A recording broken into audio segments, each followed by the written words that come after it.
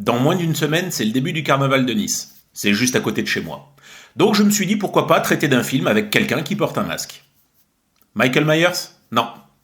Jason Voorhees? Non. Stanley Ipkiss.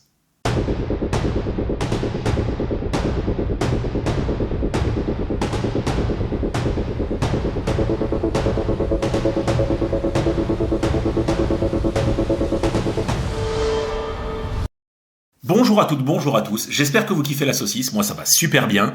Aujourd'hui on va parler d'un film qui me tient particulièrement à cœur et que je regrette infiniment, que je regretterai toute ma vie de pas avoir vu au cinéma. Mais je me souviens que c'était la jaquette de la VHS que j'avais le plus envie d'acheter au moment de sa sortie. Nous allons parler du film The Mask, sorti en 94, le film de Chuck Russell. Vous aussi, bande de coquins, je suis sûr que c'est un film coup de cœur pour vous. C'est un film qui a un énorme capital sympathie, et rien qu'en voyant la miniature, ou en regardant l'affiche, je suis persuadé que dans votre tête, il y a déjà les moments cultes et les phrases cultes aussi, dont on va évidemment reparler. The Mask, c'est l'histoire de Stanley Ipkiss, modeste employé de banque, dans une ville fictive qui s'appelle Edge City, et qui est quelqu'un de totalement banal, normal, qui est gentil, décrit par ses collègues comme étant un chic type, qui est toujours prêt à tendre la main, voire même à faire des concessions sur lui-même. Donc assez transparent, voire même qui a tuile sur tuile, quelqu'un qui se fait engueuler par sa voisine. Donc voilà quelqu'un qui a un quotidien qui est pas très très fun, et qui une nuit tombe sur un masque au pouvoir surnaturel, un masque issu du dieu de la nuit Loki, et qui fait que lorsqu'on met le masque, notre caractère intérieur en fait est exacerbé. Ce qui va faire de Stanley quelqu'un qui est plutôt timide, réservé et plutôt transparent, un personnage, le masque, qui va être totalement déluré et qui va partir dans tous les sens, et Ipkiss, qui est quelqu'un de plutôt romantique à la base, va faire du masque quelqu'un qui est plutôt obsédé sexuel, très extraverti. Voilà, ça développe, ça démultiplie notre caractère intérieur. Il faut voir The Mask comme un film de super-héros, parce que c'est ce qu'il est. The Mask, il y a peu de gens qui le savent, mais de base, c'est un comics, comme Superman, Batman, Iron Man, etc. Sauf que The Mask, c'est un comics de la branche Dark Horse, qui fait des comics beaucoup plus sombres. Et The Mask n'a absolument rien à voir avec ce qu'on voit dans le film, c'est-à-dire qu'il est beaucoup plus méchant, il est violent. Dans les comics The Mask, ça saigne. Et les super pouvoirs qu'on voit dans le film, ils sont utilisés dans les comics pour envoyer du bois, ça part dans tous les sens, et ça charcute.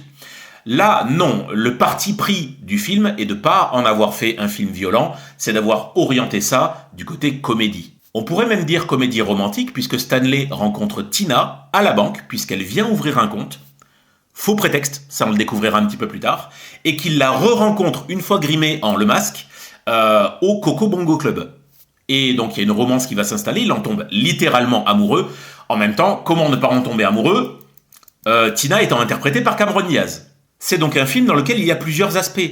Il y a l'aspect comédie, oui, surtout quand il y a le personnage du masque, puisque ses pouvoirs exacerbés s'orientent plutôt du côté comique et Tex Avery, puisque le personnage de Stanley Ipkiss est passionné des dessins animés Tex Avery. Mais il y a aussi la romance avec Tina, il y a aussi un film de gangster et de braquage. Et parfois un petit peu vénère. Donc il faut pas voir du tout The Mask comme une vieille comédie burlesque, il faut le voir comme un mélange des genres et un réel film de super-héros. On va crever l'abcès et on va se le dire de suite, The Mask, c'est la révélation d'un acteur. C'est la révélation Jim Carrey. Quand le film arrive en France, en salle, Jim Carrey n'est absolument pas connu, c'est ce qu'il a fait connaître en France. Aux États-Unis, c'est pas la même.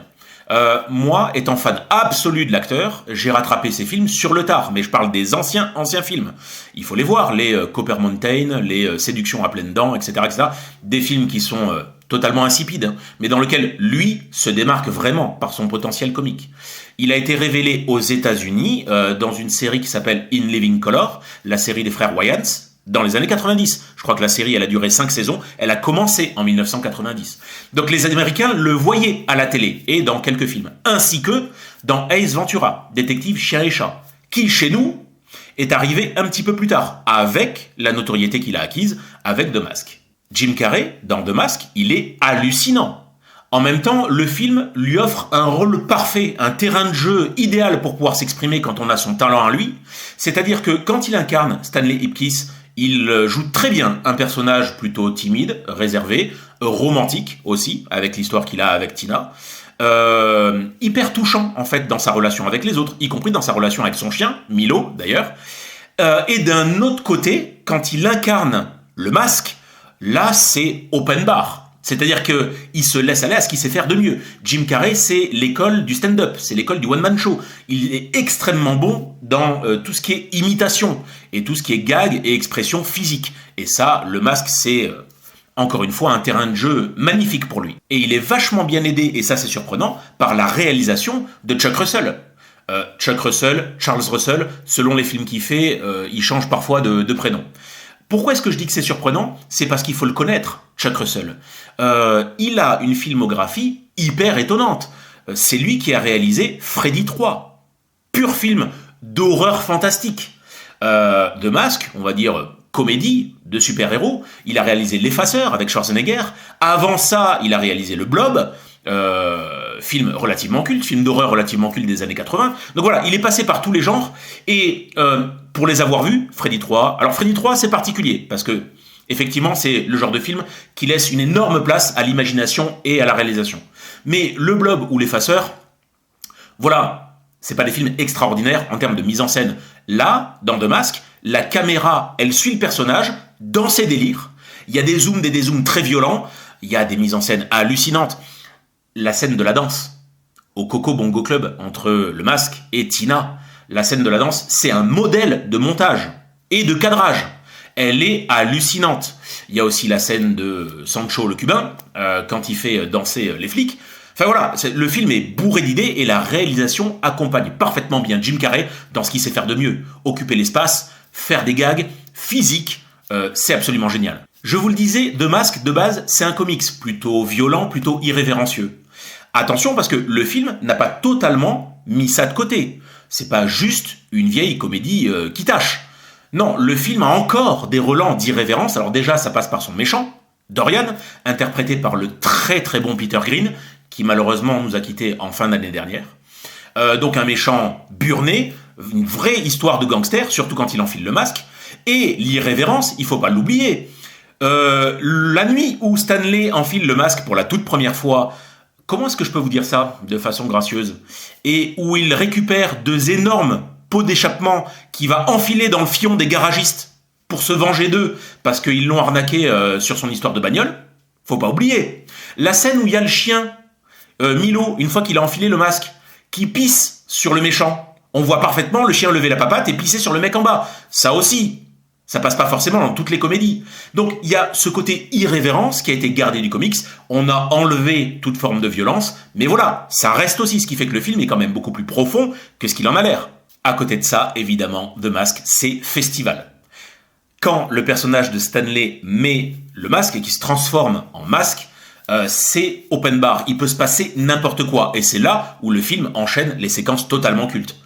Que ce soit celle de la danse, dont on a déjà parlé, que ce soit celle des ballons gonflables dans la ruelle face au loup-bar, que ce soit aussi la scène de la drague dans le jardin public où il est en italien, que ce soit la séquence où il se prend des balles et où il imite quelqu'un qui est en train de crever exprès pour recevoir une statuette, celle de Sancho le Cubain où il fait danser les flics. Voilà, le film, c'est incroyable. La première fois où Stanley enfile le masque, la toute première nuit, comme sa voisine l'emmerde à longueur de temps parce qu'il y a du bruit, etc., il essaye d'avancer dans le couloir sans faire de bruit, mais évidemment, il y a un réveil qui sort de sa poche, et donc, du coup, il prend un énorme marteau et il tape dans tous les coins, ce qui fait un énorme fracas. Voilà, le personnage du masque, c'est aussi l'occasion pour le film d'aller dans les plus grands délires, comme le personnage de Ipkiss est fasciné par tout ce qui est Tex Avery.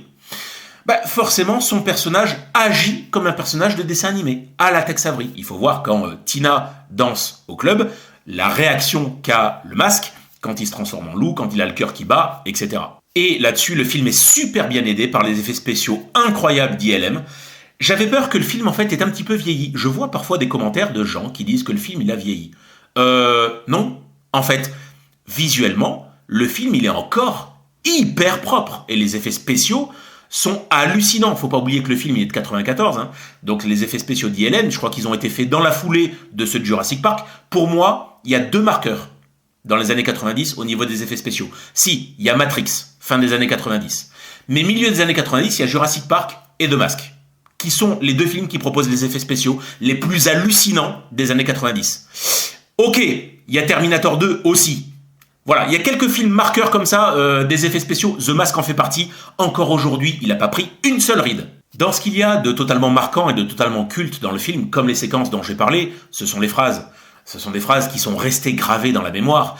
Je peux en ressortir dans la vie courante, comme je ressortirais des phrases des inconnus. D'ailleurs, regardez The Mask en français, regardez-le en VF. Ne regardez absolument pas le film en VO, ça n'a aucun sens. La version, le doublage d'Emmanuel Curtil, alors moi je regarde tous les films en VF, déjà, de base. Parce que pour moi le doublage c'est un métier à part entière. Le film est doublé par Emmanuel Curtil pour le personnage de Jim Carrey et Daniel Russo pour le personnage du flic. Et donc en ressortent des phrases totalement cultes. Je crois que ce martien veut communiquer. Piquante ces petites merguez. La sulfateuse. Tant que je serai dans le métier, tu ne seras jamais que le second. Splendide. Laisse-moi planter ma grosse fourchette dans tes raviolis. Et il fallait le tuer, la pauvre bête avait la rage. Quand c'est incarné par Carré et doublé par Curtil, c'est masterclass. Ce qui est extrêmement touchant dans le film, qui encore une fois est un film de super-héros, je le rappelle, c'est justement ce côté double face, un peu à la Superman et Clark Kent. Sous une identité ou sous une autre, les gens qui les côtoient ne les reconnaissent pas. Et c'est la même chose ici. Stanley Ipkiss, qui est un personnage plutôt timide, quelqu'un un peu renfermé, extrêmement gentil et romantique, lorsqu'il met son masque, se transforme en quelqu'un de totalement exubérant, voire obsédé. Deux faces d'une même personne, et les deux ont leur côté séduisant. Il y a aussi la romance avec Tina qui est très jolie, et c'est extrêmement touchant à la fin du film. Il y a le côté cocasse avec Milo, le chien, qui est très très drôle. Donc voilà, et le film de gangster aussi, parce qu'il y a un vrai fil rouge, il y a une vraie histoire de braquage de banque et de gangster. C'est cet énorme mélange des genres, entre, oui, comédie totalement débridée, mais aussi romance, côté un petit peu plus mélancolique, le film de gangster aussi, avec ce fil rouge là, les braquages, et un côté vraiment gangster. Tout ça est extrêmement bien mené, le scénario est super bien ficelé, encore une fois, les effets spéciaux sont hallucinants et n'ont pas pris une ride, la mise en scène elle est nickel, le film est extrêmement bien joué, j'en ai parlé. Donc voilà, pour moi le film, c'est un chef-d'œuvre. C'est pour ça que j'ai mis pour The Mask dans mon Letterboxd la note de 4,5. Je vous invite, comme d'habitude, à aller checker mon Letterboxd. Le lien est dans la description. Ça aidera à parler des films que je vois ou des films que vous voyez. C'est ce qui m'intéresse le plus. Voilà, pour toutes les qualités que j'ai dites et aussi pour m'avoir fait découvrir Jim Carrey, qui pour moi a été hyper important dans ma cinéphilie. Il jouera quelques années plus tard dans l'un de mes films préférés. Voilà, pour toutes ces qualités-là, pour moi, The Mask est un chef-d'œuvre. J'avais une légère crainte en le revoyant, ça faisait des années que je l'avais pas vu, est-ce qu'il avait pris un coup de vieux? Pas du tout, pas du tout, le film est incroyable, donc, et il est visible par les plus jeunes comme par les beaucoup moins jeunes, du coup, par les différents côtés un petit peu plus tragiques ou irrévérencieux dont je parlais. Oui, globalement, The Mask reste une comédie, je vous invite à le voir, montrez-le, je pense que tout le monde le connaît plus ou moins, mais montrez-le, découvrez-le, et mettez-moi dans les commentaires ce que vous avez pensé du film. Du coup, est-ce que c'est un film qui vous a déçu? Est-ce que c'est un film plutôt passable? Ou est-ce que pour vous, c'est aussi un film doudou, un film chouchou, un vrai film coup de cœur? Les amis, je vous souhaite une excellente journée. N'hésitez pas à aller au Carnaval de Nice, du coup, c'est l'occasion. Et je vous dis à très très bientôt sur la chaîne. Ciao ciao!